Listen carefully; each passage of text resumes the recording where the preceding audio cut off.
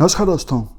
Date है आज की 25 जुलाई 2020 और आपका स्वागत है एडिटोरियल डिस्कशन में। आज 3 इश्यूज हम डिस्कस करेंगे। हिंदू का एक आर्टिकल डिस्कस करेंगे, वुमेन ऑफिसर्स को परमानेंट कमीशन ग्रांट करने से संबंधित गवर्नमेंट के आदेश के बारे में। इसके बाद हम आर्टिकल डिस्कस करेंगे इंडियन एक्सप्रेस का, हमारे आस पड़ोस के देशों में चाइना के बढ़ते इन्फ्लुएंस के बारे में। और सबसे लास्ट में एथिक्स का एक टॉपिक है, foundational value of civil services. इसमें इंटीग्रिटी के बारे में हम डिटेल से डिस्कस करेंगे। इंटीग्रिटी का क्या मतलब है, पर्सनल इंटीग्रिटी और इंस्टीट्यूशनल इंटीग्रिटी में क्या डिफरेंस है, ऑनेस्टी और इंटीग्रिटी में क्या डिफरेंस है, इन सब चीज़ों को हम डिस्कस करेंगे लास्ट में। चलिए डिस्कशन स्टार्ट करते हैं। फर्स्ट इंपॉर्टेंट आर्टिकल इंडिया के नेबरहुड में चाइना के बढ़ते इन्फ्लुएंस के बारे में है। आप जीएस पेपर 2 के इस टॉपिक से आर्टिकल को रिलेट कर सकते हो। आर्टिकल में देखो कहा जाता है, हमारे आस पड़ोस के देशों में चाइना का जो इन्फ्लुएंस है लगातार बढ़ता जा रहा है। एक एक करके हम कुछ देशों के एग्जाम्पल्स के साथ डिस्कस करते हैं। सबसे पहले बात करते हैं बांग्लादेश की। वैसे तो देखो शेख हसीना के कार्यकाल में इंडिया के जो रिलेशंस हैं बांग्लादेश के साथ अच्छे हैं। इससे पहले जब खालिदा जिया बांग्लादेश की प्रधानमंत्री थी तो उस समय बांग्लादेश की धरती पर आतंकवादी कैंप चला करते थे जिसको सपोर्ट किया जाता था आईएसआई के द्वारा। इवन इंसर्जेंट्स को भी, जो नॉर्थ ईस्ट में इंसर्जेंसी करते थे, उनको भी पनाह मिलती थी बांग्लादेश में। बट जब से शेख हसीना प्रधानमंत्री बनी हैं, ये सब एक्टिविटीज़ जो एंटी इंडिया एक्टिविटीज़ हैं वो बंद हो गई हैं बांग्लादेश की धरती पर। एनक्लेव्स के इशू को सोल्व करने के लिए दोनों देशों ने 2015 में एक लैंड बॉर्डर एग्रीमेंट साइन किया। देखो ये इशू इंडिया और बांग्लादेश के बीच काफ़ी ज़्यादा कॉम्प्लेक्स था। मान लीजिए ये इंडिया और बांग्लादेश का बॉर्डर है, तो इंडिया की साइड कुछ एनक्लेव्स ऐसे थे जो बांग्लादेश के थे, जहाँ पे बांग्लादेश की सोवरेनिटी थी। उसी प्रकार से बांग्लादेश की साइड कुछ एनक्लेव्स ऐसे थे जहाँ पर इंडिया की सोवरेनिटी थी, बट उनको एक्सेस करने के लिए बांग्लादेश की धरती से होके गुजरना पड़ता था। तो इन एनक्लेव्स के लोग काफ़ी सफ़र कर रहे थे। बिजली पानी जैसी बेसिक एमिनिटीज़ भी उनको नहीं अवेलेबल हो पा रही थी। तो दोनों देशों ने एग्रीमेंट साइन किया कि भैया आपकी साइड जो एनक्लेव है उसको आप रख लीजिए और हमारी साइड में जो एनक्लेव है उसको हम रख लेते हैं। तो ये कॉम्प्लेक्स इशू सोल्व किया। लेकिन देखो बांग्लादेश में कुछ कंसर्न्स हैं, पिछले कुछ महीनों में कंसर्न्स हैं एनआरसी को लेके। हमारे पॉलिटिकल लीडर्स के द्वारा कुछ ऐसी स्टेटमेंट्स दी गई जो कि बांग्लादेश के लोगों को चुभ गई। और डेमोक्रेसी में देखो सरकार पर भी प्रेशर आता है अगर जनता में थोड़ा गुस्सा होता है। तो शेख हसीना थोड़ी नाराज दिखी इंडिया से एनआरसी इशू को लेके। इंडियन गवर्नमेंट का कहना था, हमने असम में एनआरसी इसलिए अपडेट किया है ताकि इल्लीगल इमिग्रेंट्स की पहचान की जा सके जो ज़्यादातर बांग्लादेश में आए हैं। बट बांग्लादेश की सरकार का कहना है, हमारे देश से आपके देश में इल्लीगल इमिग्रेंट्स नहीं गए हैं। तो बांग्लादेश ने शिकायत भी की इंडिया को एनआरसी के इशू पर। तो इंडियन गवर्नमेंट ने बांग्लादेश की गवर्नमेंट को कहा, ये हमारा इंटरनल इशू है, आप इस इशू से चिंतित मत होइए। इंडिया ने देखो कोशिश तो की बांग्लादेश के कंसर्न्स को एड्रेस करने की, बट फिर भी बांग्लादेश की जो प्रधानमंत्री हैं शेख हसीना, उनके ऊपर प्रेशर है उनके सपोर्टर्स की तरफ से कि चाइना को भी कुछ स्पेस दिया जाए हमारे देश में, चाइना के साथ संबंधों को और ज़्यादा मजबूत बनाया जाए। तो अब कोविड-19 की महामारी आने के बाद क्या हुआ, बांग्लादेश के हेल्थ मिनिस्टर ने चाइना के हेल्थ मिशन को रिसीव किया। दोनों की आपस में मुलाकात हुई। चाइना के हेल्थ मिशन ने बांग्लादेश के हेल्थ मिनिस्टर को कहा, हम इस महामारी से निपटने में आपका पूरा सपोर्ट करेंगे और जब भी वैक्सीन अवेलेबल होगी हम आपकी पूरी मदद करेंगे इस वैक्सीन को आपके देश में अवेलेबल करवाने में। तो ये एक एग्जाम्पल है कैसे चाइना बांग्लादेश में अपना इन्फ्लुएंस लगातार इंक्रीज करने की कोशिश कर रहा है। आप एक और एग्जाम्पल लीजिए, अभी हाल ही में कुछ अनयूजुअल हुआ। वैसे देखो बांग्लादेश आपको पता है पाकिस्तान से अलग हुआ है। आज का बांग्लादेश पहले ईस्टर्न पाकिस्तान हुआ करता था। तो दोनों देशों के बीच जो रिश्ते हैं हमेशा खराब ही रहते हैं, क्योंकि पाकिस्तान को हमेशा ये ठसक रहती है कि पहले बांग्लादेश हमारा पार्ट हुआ करता था और बांग्लादेश के अंदर जो उस समय ईस्ट पाकिस्तान हुआ करता था, पाकिस्तान की सेना ने बहुत ज़्यादा अत्याचार किया था, एट्रोसिटीज़ की थी। इस वजह से बांग्लादेश के जहन में वो चीज़ें आज भी हैं। दोनों देशों के रिलेशंस अच्छे नहीं रहते। लेकिन अनयूजुअल ये हुआ, पाकिस्तान के प्रधानमंत्री ने, इमरान खान ने बांग्लादेश की प्रधानमंत्री शेख हसीना से बात की।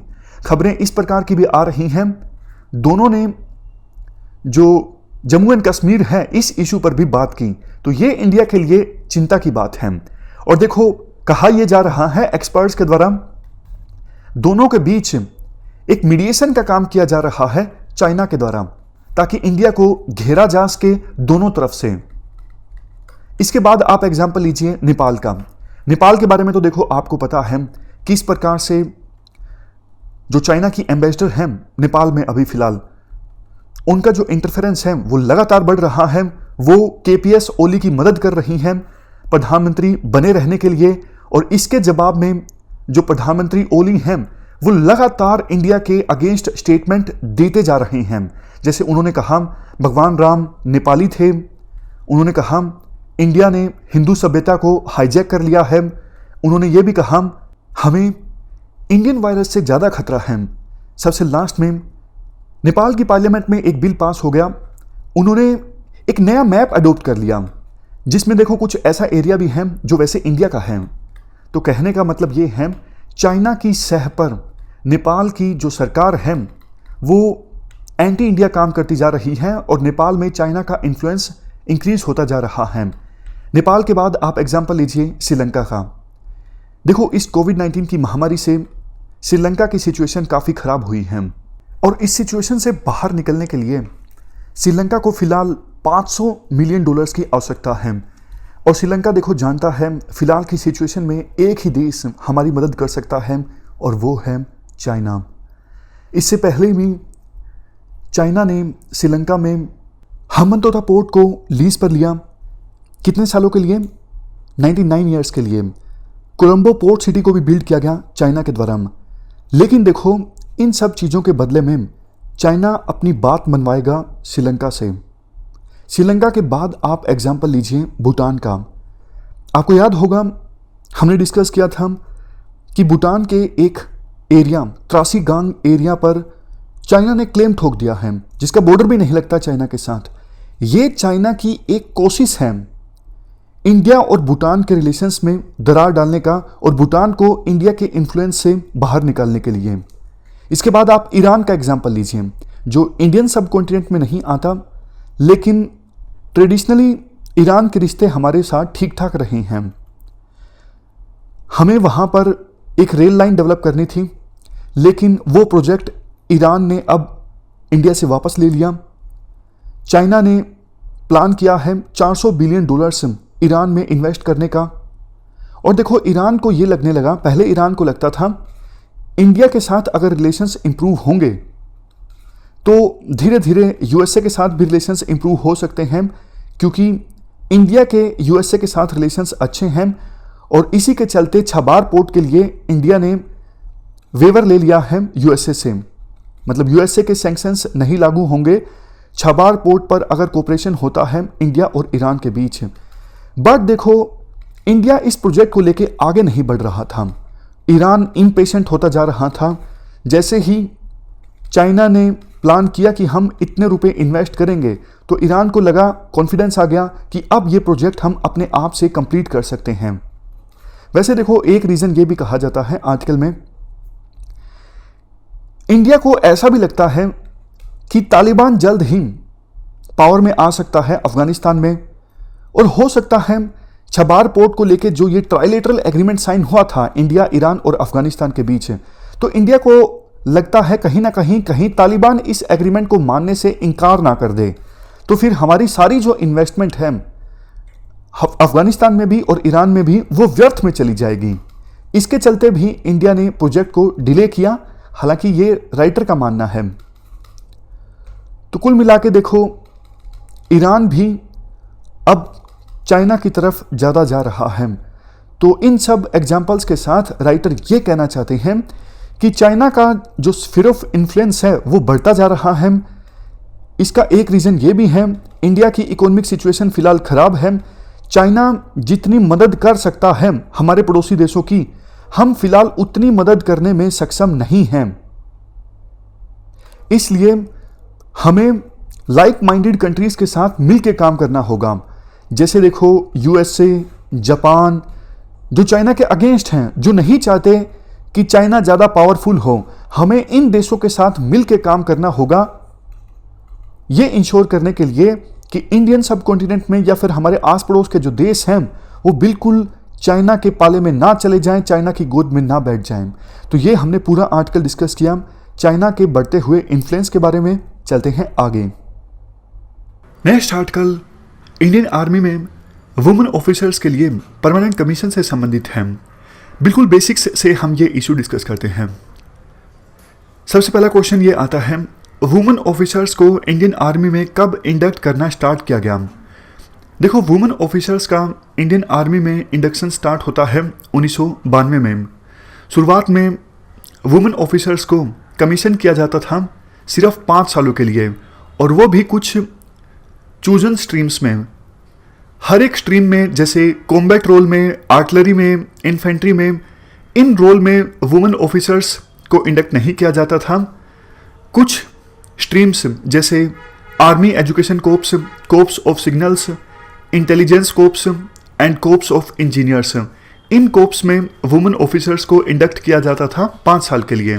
इसी वजह से वुमेन स्पेशल एंट्री स्कीम के अंतर्गत जिन वुमेन ऑफिसर्स को रिक्रूट किया जाता था, उनको देखो कमीशन करने से पहले ट्रेनिंग पीरियड छोटी दी जाती थी एज कंपेरिजन टू वो मेल ऑफिसर्स जिनको कमीशन किया गया है शॉर्ट सर्विस कमीशन स्कीम के अंतर्गत। देखो, शॉर्ट सर्विस कमीशन और परमानेंट कमीशन दोनों के बीच में आप डिफरेंस जान लीजिए। शॉर्ट सर्विस कमीशन में क्या होता है, ऑफिसर्स को कम से कम 10 साल की सर्विस तो पूरी करनी ही पड़ती है।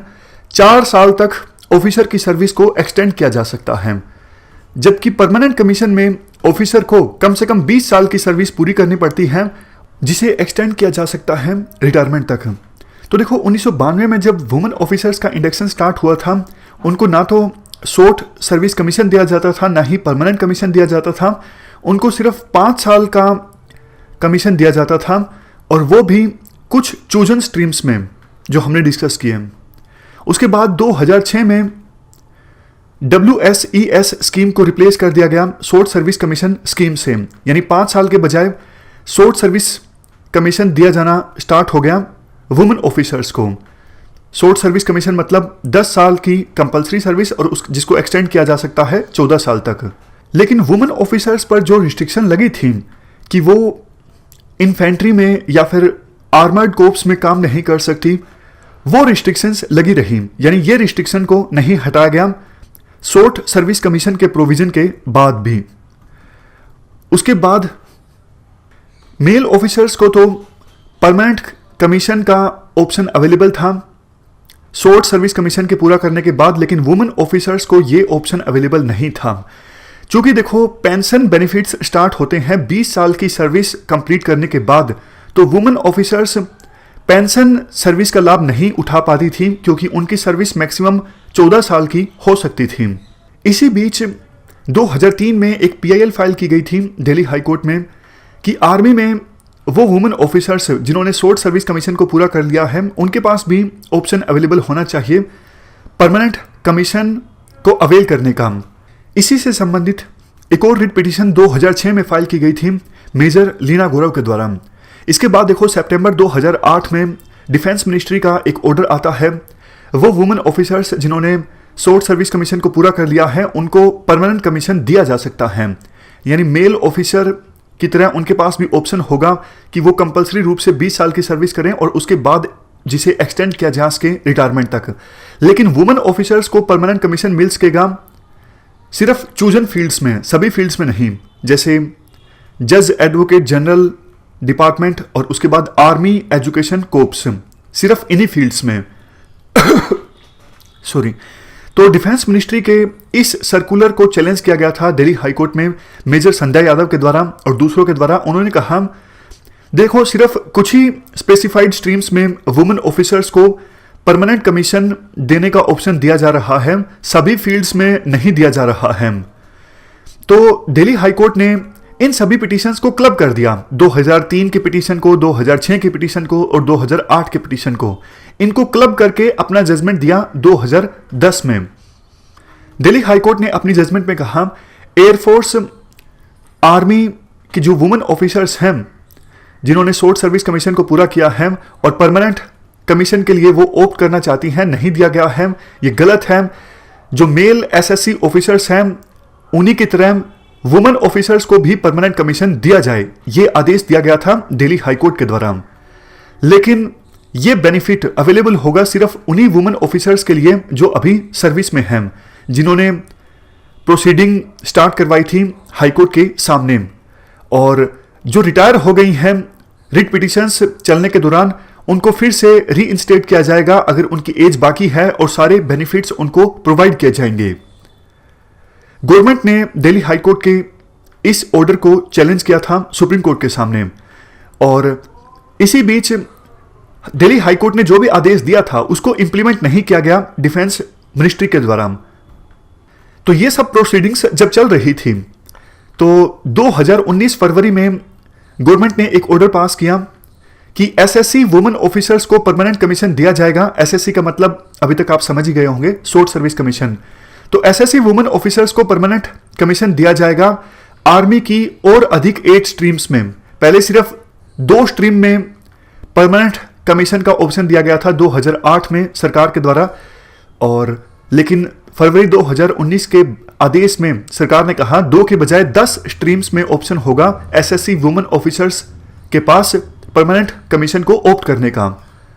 लेकिन कमांड अपॉइंटमेंट्स, जो फील्ड के अपॉइंटमेंट्स होती हैं जिसमें डायरेक्ट मिलिट्री ऑपरेशंस होते हैं, उनसे वुमेन ऑफिसर्स को दूर रखा जाएगा।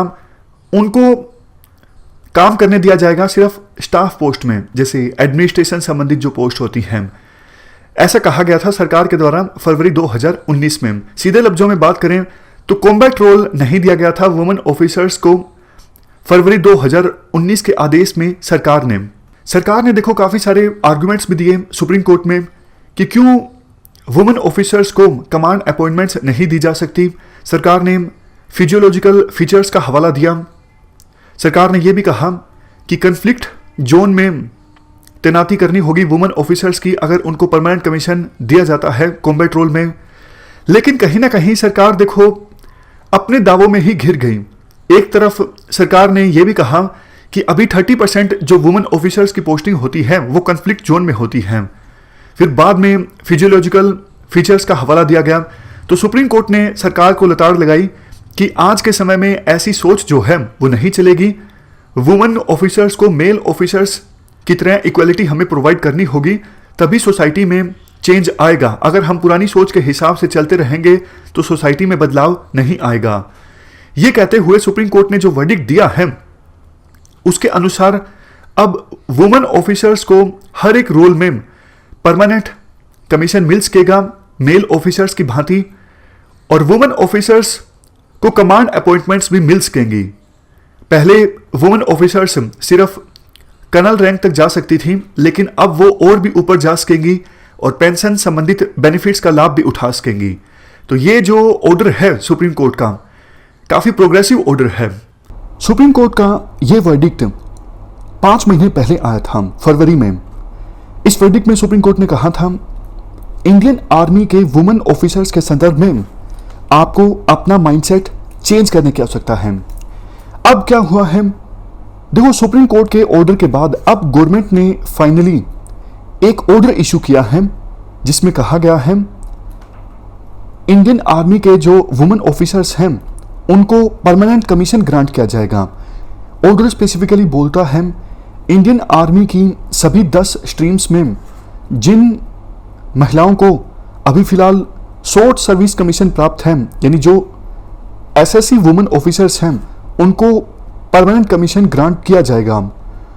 10 स्ट्रीम्स जहां पे वुमेन ऑफिसर्स को परमानेंट कमीशन दिया जाएगा वो इस प्रकार से हैं: army air defence signals engineers, army aviation electronics and mechanical engineers, army service corpse and intelligence corpse, इसके बाद देखो आर्टिकल में कहा जाता है गवर्नमेंट के इस ऑर्डर के पास करने के साथ ही जो मेजर एक ग्लास सीलिंग है वो अब टूट गई है।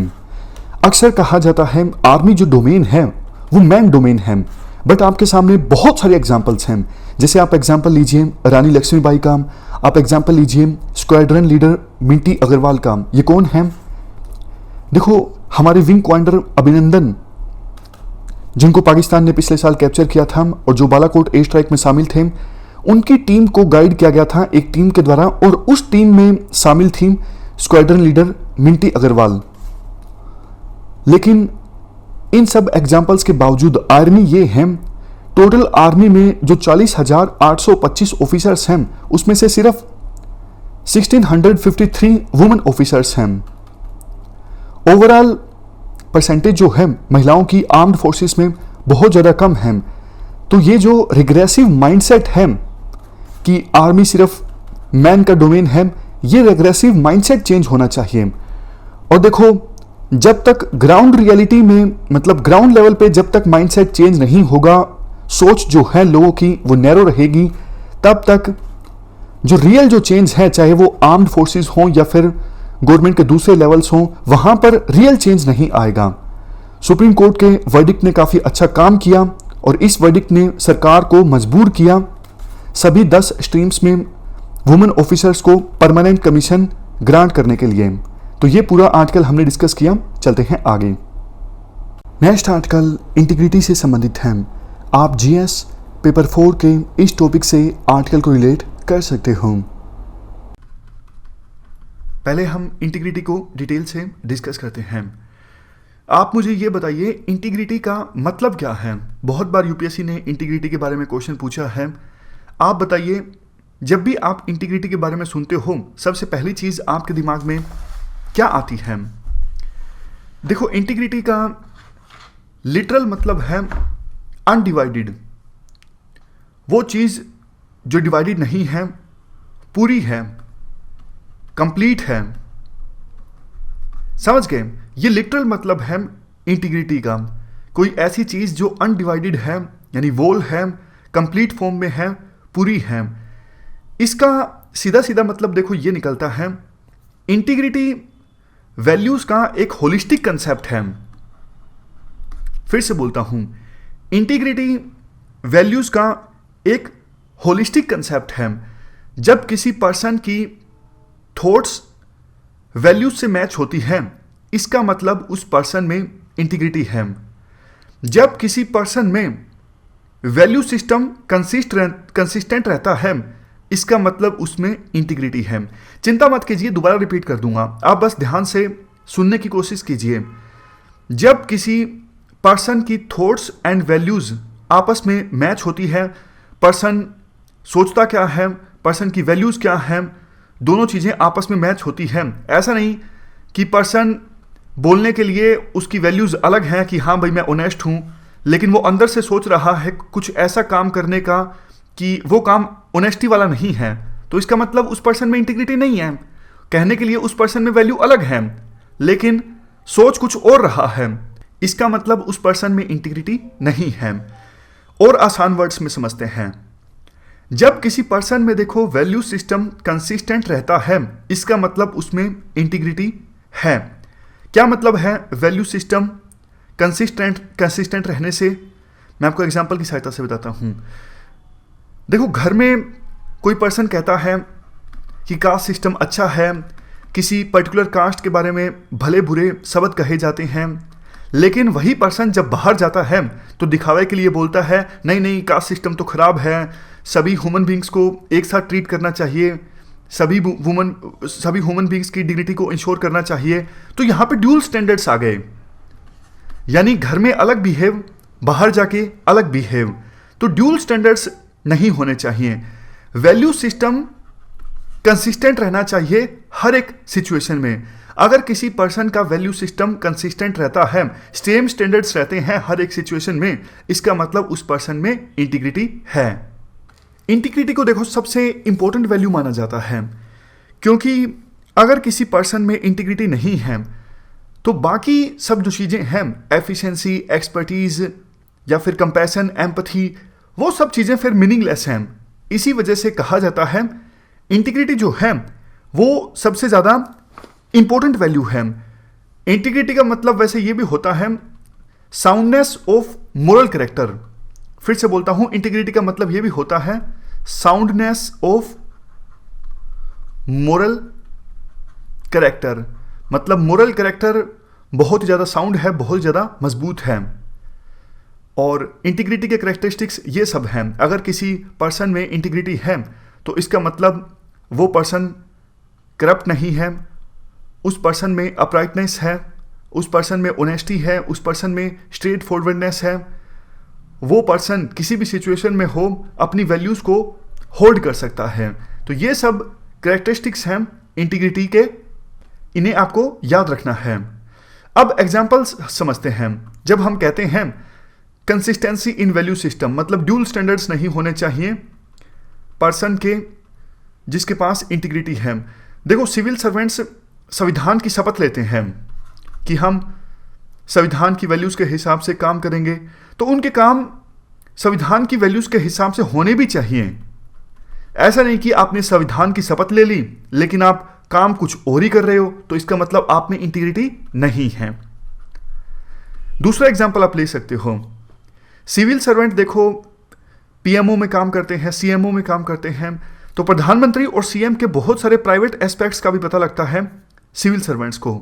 लेकिन इसका मतलब वो नहीं कि वो उन प्राइवेट एस्पेक्ट्स को पब्लिक में शेयर करने लगे। जिस सिविल सर्वेंट के पास इंटीग्रिटी है वो पीएम के या फिर सीएम के प्राइवेट एस्पेक्ट्स को बिल्कुल नहीं शेयर करेगा। अगर करेगा वो भी गुड लाइट में शेयर करेगा।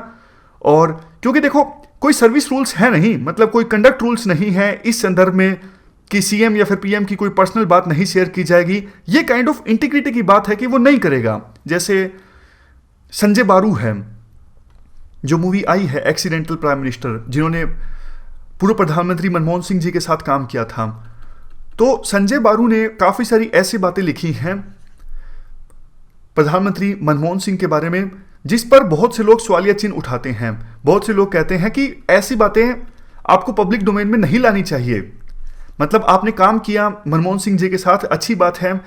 अब काम करते वक्त आपको बहुत सारी बातें पता लगेंगी ही, लेकिन आप इसका मतलब ये नहीं कि आप उन बातों को दूसरों के साथ शेयर करोगे, पब्लिक डोमेन में लाओगे। ये तो इंटीग्रिटी के अगेंस्ट है। समझ गए? अब देखो यहां पर ऐसा कोई कानून नहीं है कि कोई रोके संजय बारू को, जिन्होंने मनमोहन सिंह जी के मीडिया सलाहकार के रूप में काम किया था, कि उनको कोई रोके, उनको ये इंफॉर्मेशन पब्लिक डोमेन में नहीं शेयर करनी चाहिए थी। लेकिन एज ए इंटीग्रिटी उनको ऐसा नहीं करना चाहिए था। इवन देखो आज के समय में सेंटर में जो एनडीए की गवर्नमेंट है वो भी यही कहती है कि किसी भी सिविल सर्वेंट को जॉइंट सेक्रेटरी से अबव पोस्ट पे अपॉइंट करना है तो ये देखना जरूरी है कि उस सिविल सर्वेंट में दो वैल्यूज हैं या फिर नहीं हैं। पहली इंटीग्रिटी, दूसरी एबिलिटी टू परफॉर्म। इवन जो माने हुए जो सिविल सर्वेंट्स हैं, for example Vinod Rai, TSR Subramanyam, वो भी यही कहते हैं इन दो वैल्यूज को सिविल सर्वेंट्स में इम्बाइब करना बहुत ही ज़्यादा जरूरी है। देखो डीओपीटी का कहना है प्रेजेंट जो सोसाइटी है वो हाई स्किल्स लो वैल्यूज के फेज से गुजर रही है। यहां पे फिर से आप स्क्रीन पे देखिए, किसी भी पर्सन में देखो ये चार सिचुएशन हो सकती है। एस का मतलब है यहां पे स्किल और वी का मतलब है वैल्यू। किसी पर्सन में हाई स्किल हाई वैल्यू हो सकती है। अगर किसी पर्सन में स्किल भी ज़्यादा होगी, वैल्यूज़ भी ज़्यादा होंगी, वो इंडिविजुअल तो देखो एक अच्छा इंसान भी होगा और सिविल सर्विसेज में होगा तो अच्छा सिविल सर्वेंट भी होगा। एग्जाम्पल एपीजे कलाम और विनोद राय। अब ये दो केसेस इंपॉर्टेंट नहीं हैं। लो स्किल हाई वैल्यूज़, बहुत से सिविल सर्वेंट ऐसे होते हैं वैल्यूज़ हाई हैं, करप्ट नहीं है, लेकिन स्किल्स नहीं है। स्किल्स नहीं है तो फिर काम क्या उस चीज़ का। देखो आप करप्ट नहीं हो, समझ गए, आप करप्ट नहीं हो, आप ऑनेस्ट हो, आपके पास इंटीग्रिटी है, लेकिन आपके ज़िले में दंगे हो जाते हैं, राइट्स हो जाते हैं, लेकिन उस सिचुएशन में आपके पास स्किल नहीं है सिचुएशन को टैकल करने की, तो फिर आप क्या करोगे? हाई वैल्यूज़ का। स्किल भी होना बहुत ज़्यादा जरूरी है। इवन यूपीएससी ने 2015 में क्वेश्चन भी पूछा था knowledge without integrity is dangerous, मतलब नॉलेज हो आपके पास, इंटीग्रिटी ना हो। ये केस हो गया AQ खान, पाकिस्तान के साइंटिस्ट, बहुत ही अच्छे साइंटिस्ट, नॉलेज काफ़ी ज़्यादा लेकिन वैल्यूज़ नहीं। उन्होंने न्यूक्लियर टेक्नोलॉजी को बेच दिया, ऐसे आरोप लगते हैं ईरान को और काफ़ी सारे दूसरे देशों को, फॉर एग्जांपल नॉर्थ कोरिया को, ऐसे आरोप उन पे लगते हैं। ये केस है नॉलेज विदाउट इंटीग्रिटी का। नॉलेज है लेकिन इंटीग्रिटी नहीं है, ये बहुत खतरनाक है। इसके आप और भी एग्जांपल ले सकते हो, विजय माल्या या फिर लादेन, हिटलर, ये सब केसेस हैं। हाई स्किल्स हैं, लो वैल्यूज हैं। यूपीएससी ने क्वेश्चन ये पूछा था, knowledge without integrity is dangerous, लेकिन integrity without knowledge is ineffective, जो कि मैं यहां पे आपको बताना चाहता था। इस केस में आपके पास इंटीग्रिटी है, वैल्यूज अच्छी हैं, लेकिन नॉलेज नहीं है बिल्कुल भी, तो भी वो चीज इनइफेक्टिव है। समझ रहे हो ना? कोई ईमानदार सिविल सर्वेंट है लेकिन एक्ट्स का पूरा पता ही नहीं है, जानकारी नहीं है कैसे सिस्टम काम करता है, तो वो फिर सिविल सर्वेंट इफेक्टिव नहीं होगा, फिर उस इंटीग्रिटी का ज़्यादा फायदा भी नहीं होगा। और ये चौथा जो केस है, ये तो सबसे बुरा केस है यहाँ पे, हाई नहीं, लो स्किल्स, लो वैल्यूज। मेन देखो डीओपीटी का ये कहना है, आज के सिस्टम में लोगों के पास धीरे धीरे स्किल्स तो आ रही है लेकिन वैल्यूज कम हो रही हैं। तो ये एक खतरनाक फेज है। जैसे एक आईपीएस ऑफिसर एग्जाम में चीटिंग करता पकड़ा जाता है, सोच के देखिए, ट्रेनिंग चल रही है उस आईपीएस ऑफिसर की, एग्जाम में चीटिंग करता पकड़ा जाता है। तो इन सब चीज़ों को देखते हुए भी, हालांकि ये तो अभी की बात है, एथिक्स का पेपर आ चुका था जब वो आईपीएस पकड़ा गया था चीटिंग करते हुए, लेकिन सिविल सर्वेंट्स में वैल्यूज को इम्बाइब करने के लिए शुरुआत से ही एथिक्स का पेपर इंट्रोड्यूस किया गया है, जिसे अभी हम स्टडी कर रहे हैं। अब देखो इंटीग्रिटी को भी आप डिवाइड कर सकते हो पर्सनल इंटीग्रिटी में और इंस्टीट्यूशनल इंटीग्रिटी में। पर्सनल इंटीग्रिटी देखो इंडिविजुअल की वैल्यूज पर आधारित होती है। जैसे कुछ नाम दिए हुए हैं, ये जो सिविल सर्वेंट हैं, विनोद राय, TSR सुब्रमण्यम, सत्येंद्र दुबे, जिनकी हत्या कर दी गई थी 2003 के आसपास, मंजुनाथ IAS ऑफिसर नहीं है, Indian forest officer Sanjeev Chaturvedi हैं, ये हैं IFS। इन्होंने भी करप्शन का उजागर किया था हरियाणा में। तो ये जो सारे सिविल सर्वेंट्स हैं, इनको हाई इंटीग्रिटी वाला सिविल सर्वेंट माना जाता है। और जो हमने कैरेक्टरिस्टिक्स डिस्कस किए थे, जैसे अनकरप्ट होना, अपराइटनेस, ऑनेस्टी, स्ट्रेट फॉरवर्डनेस, और हर एक सिचुएशन में वैल्यूज को होल्ड कर सकना, तो सॉरी, ये सारी वैल्यूज मिलती हैं इन सभी सिविल सर्वेंट्स में जिनके बारे में अभी हमने डिस्कस किया। तो पर्सनल इंटीग्रिटी का मतलब है इंडिविजुअल की वैल्यूज पर आधारित जो इंटीग्रिटी होती है। जैसे देखो संजीव चतुर्वेदी को काफ़ी ज़्यादा हरास किया गया था गवर्नमेंट के द्वारा, ऐसा आरोप लगता है, लेकिन इन्होंने अपनी वैल्यूज़ को होल्ड रखा, यानी इंटीग्रिटी अपनी मेंटेन रखी। उसके बाद हम बात करते हैं इंस्टीट्यूशनल इंटीग्रिटी की, यानी इंटीग्रिटी बाय इंस्टीट्यूशन। बहुत सारे इंस्टीट्यूशंस ऐसे हैं देखो जो इंटीग्रिटी को प्रमोट करते हैं, मतलब जैसे सुप्रीम कोर्ट है, सेंट्रल विजिलेंस कमीशन है, कैग है, ये देखो ऐसे इंस्टीट्यूशंस हैं जिनके अपने कुछ इस्टाब्लिश्ड स्टैंडर्ड्स हैं, और जो इन इंस्टीट्यूशंस को ज्वाइन करना चाहते हैं उन लोगों को इन इंस्टीट्यूशंस के इस्टाब्लिश्ड स्टैंडर्ड्स को फॉलो करना होगा।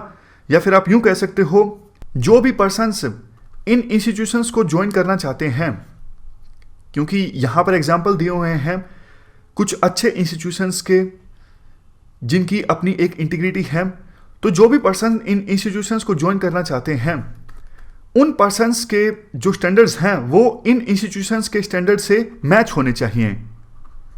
समझ गए?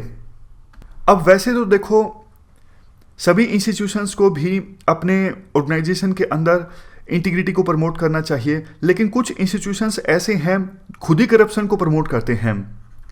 जैसे आपने काफ़ी बार देखा होगा जो PWD डिपार्टमेंट होता है, वहाँ पे पूरा करप्शन चलता है, हर एक एम्प्लॉय का कमीशन तय होता है। पुलिस स्टेशन में बहुत बार ऐसा होता है, हर एक एम्प्लॉय का, हर एक पुलिस वाले का कमीशन तय होता है 5%, 2%। तो कोई पुलिस वाला रिश्वत ना भी लेना चाहे तो भी पूरे सिस्टम में दब के रह जाता है।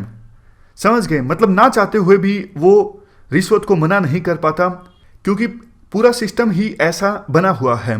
करप्शन को देखे वैसे हम बाद में डिस्कस करेंगे, लेकिन करप्शन दो तरह का होता है। किसी भी इंस्टीट्यूशन में करप्शन दो प्रकार का होता है। आप सोच के देखिए, बताइए कौन से दो प्रकार का होता है। एक तो देखो, करप्शन देने वाला भी खुश और लेने वाला भी खुश। जो पर्सन रिश्वत देना चाहता है किसी इंस्टीट्यूशन के एम्प्लॉय को, वो भी चाहता है कि एम्प्लॉय रिश्वत ले ले, और जो रिश्वत ले रहा है वो भी चाहता है कि देने वाला रिश्वत मुझे दे दे। इसे कहते हैं कोल्यूसिव करप्शन। रिश्वत देने वाला भी और लेने वाला भी दोनों अपने आप से सहमति बना के काम करते हैं।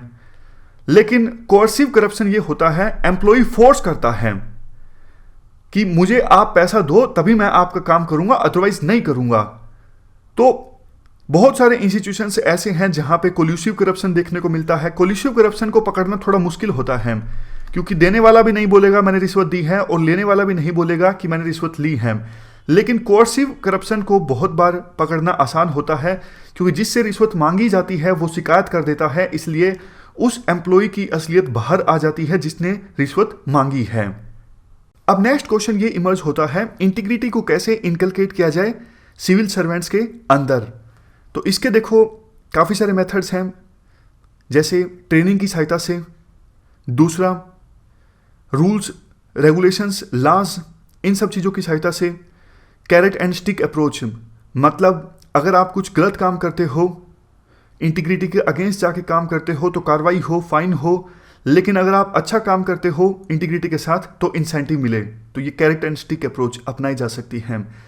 सेकंड, एआरसी कमीशन में कहा जाता है सभी डिपार्टमेंट्स के लिए कोड ऑफ एथिक्स हो, ताकि सिविल सर्वेंट्स उस कोड ऑफ एथिक्स के हिसाब से काम कर सकें।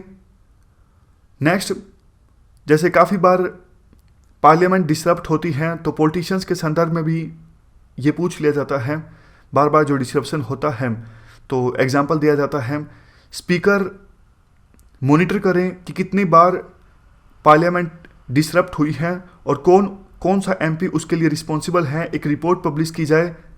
हालांकि देखो पिनल प्रोविजन करना पॉसिबल नहीं है, लेकिन एटलीस्ट पब्लिक डोमेन में आएगा कि किस एमपी ने कितनी बार पार्लियामेंट डिसरप्ट की है, तो public pressure, social pressure, peer pressure create होगा उस एमपी पर और पार्लियामेंट डिसरप्शन में कमी आएगी। नेक्स्ट चीज़ इंपॉर्टेंट है इंटीग्रिटी टेस्टिंग। ये देखो न्यूयॉर्क पुलिस में होती है। मान लीजिए कोई पर्सन है मिस्टर ए, काम करता है किसी ऑर्गेनाइजेशन में, तो उस पर्सन की इंटीग्रिटी टेस्ट करने के लिए उस पर्सन को रिश्वत देने की कोशिश की जाए। समझ गए? एजेंसी के द्वारा ही कोशिश की जाए कि कैसे ना कैसे करके फ़ोन पे या फिर उस पर्सन को रिश्वत देने की कोशिश की जाए। अगर वो पर्सन रिश्वत एक्सेप्ट कर लेता है तो उस पर्सन में इंटीग्रिटी की कमी है।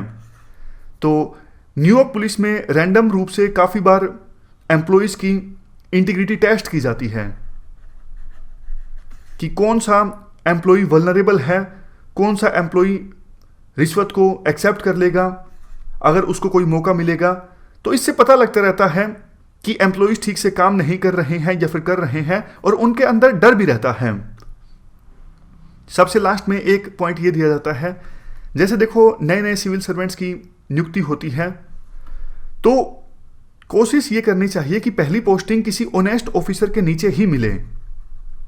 ऑनेस्ट ऑफिसर के नीचे मिलेगी तो वो नया सिविल सर्वेंट जिंदगी भर शायद अच्छी वैल्यूज मेंटेन कर पाएगा, लेकिन पहली ही पोस्टिंग किसी करप्ट ऑफिसर के नीचे आ गई तो फिर वो अपनी इंटीग्रिटी को मेंटेन नहीं कर पाएगा। आजकल तो देखो इंटीग्रिटी पैक्ट भी साइन होने लगे हैं बहुत सारी ऑर्गेनाइजेशंस में। जैसे आपको पता है, देखो गवर्नमेंट डिपार्टमेंट्स बहुत सारा मटेरियल प्रोक्योर करती है अलग अलग छोटी छोटी ऑर्गेनाइजेशन से। तो बहुत बार जो ऑर्गेनाइजेशंस हैं वो रिश्वत देती हैं कुछ गवर्नमेंट एम्प्लॉयज़ को कॉन्ट्रैक्ट हासिल करने के लिए। लेकिन आजकल क्या होने लगा है, इंटीग्रिटी पैक्ट साइन करवाया जाता है पहले। मतलब ओएनजीसी है जैसे कुछ प्रोक्योर कर रही है किसी ऑर्गेनाइजेशन एबीसी से, स्टेशनरी मान लीजिए सिंपल, तो पहले एबीसी कंपनी से एक इंटीग्रिटी पैक्ट साइन किया जाएगा। उस पैक्ट में लिखा होगा कि आपने ये कॉन्ट्रैक्ट हासिल करने के लिए किसी भी एम्प्लॉय को कुछ रिश्वत नहीं दी है। अगर पता लगता है बाद में कि आपने किसी पब्लिक एम्प्लॉय को रिश्वत दी है ये कॉन्ट्रैक्ट हासिल करने के लिए, तो ना सिर्फ ये कॉन्ट्रैक्ट कैंसिल कर दिया जाएगा, आप पे फाइन लगेगा और जो भी पैसा आपका हमारे पास होगा वो वापस नहीं लौटाया जाएगा, फ्यूचर में आपको ब्लैकलिस्ट भी कर दिया जाएगा। तो इस प्रकार का पैक्ट साइन करवाया जाता है उन फर्म्स से जिनसे मटेरियल को प्रोक्योर किया जाता है। यह होता है इंटीग्रिटी पैक्ट। अब देखो काफी बार क्वेश्चन पूछ लिया जाता है ऑनेस्टी और इंटीग्रिटी में डिफरेंस क्या है। देखो ऑनेस्टी का सिंपल मतलब होता है बीइंग ट्रूथफुल, यानी सच्चा होना। किसके प्रति? देखो अपने एक्शंस के प्रति सच्चा होना, अपने बिहेवियर के प्रति, अपने थॉट्स के प्रति।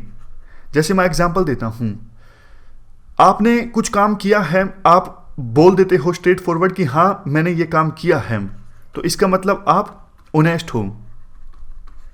आप सिविल सर्वेंट हो और आपका कर्तव्य बनता है कानून के हिसाब से आपको कुछ करना है, आप वो चीज करते हो, यानी अपने बिहेवियर के प्रति जिस हिसाब से आपका बिहेवियर होना चाहिए लॉ के अकॉर्डिंग आप वैसे ही बिहेव कर रहे हो, इसका मतलब आप ऑनेस्ट हो। जैसी सोच आपकी होनी चाहिए वैसी सोच आपकी है, इसका मतलब आप ऑनेस्ट हो। और दूसरी तरफ इंटीग्रिटी का मतलब तो आपको पता ही है, कंसिस्टेंसी इन वैल्यू सिस्टम। ये तो हमने अभी काफी ज्यादा डिटेल से डिस्कस किया है।